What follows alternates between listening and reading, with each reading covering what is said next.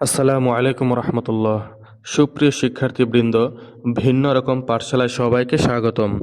আজকে আমরা নবম দশম শ্রেণীর ইংরেজির unit 1 lesson 2 girl by Jamaica Kincaid এই গল্পের এখন আমরা যে প্রশ্নগুলো রয়েছে অ্যান্সার দ্য ফলোয়িং কোশ্চেন্স, এই প্রশ্নের উত্তরগুলো আমরা জানব।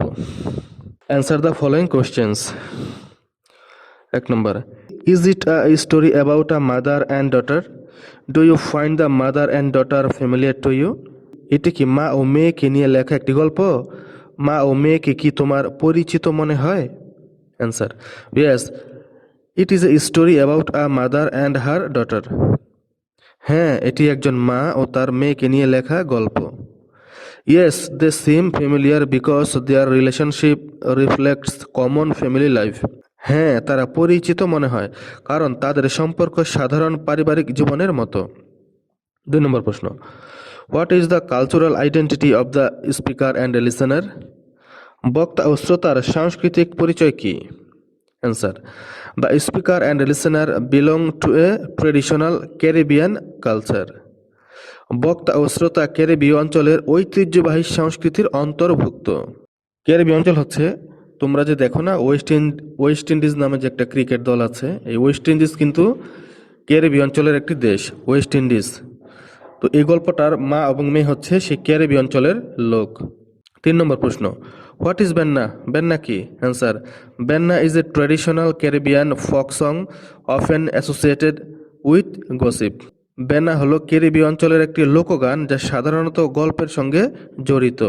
4 নম্বর প্রশ্ন, what is the importance of gender in the story?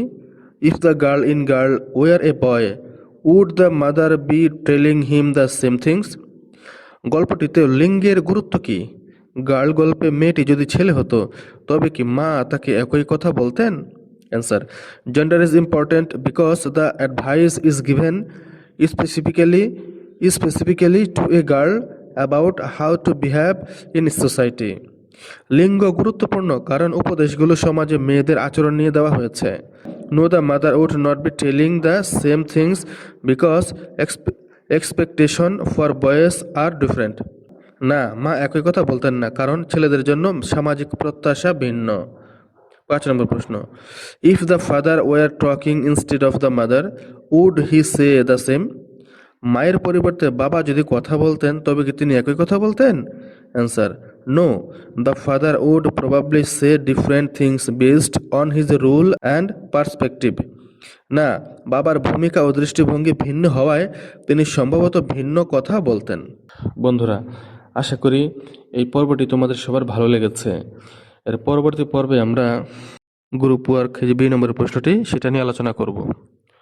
তো যারা এখনও চ্যানেলটি সাবস্ক্রাইব করোনি, চ্যানেলটি সাবস্ক্রাইব করো এবং বেল আইকনটিতে অন করে দাও।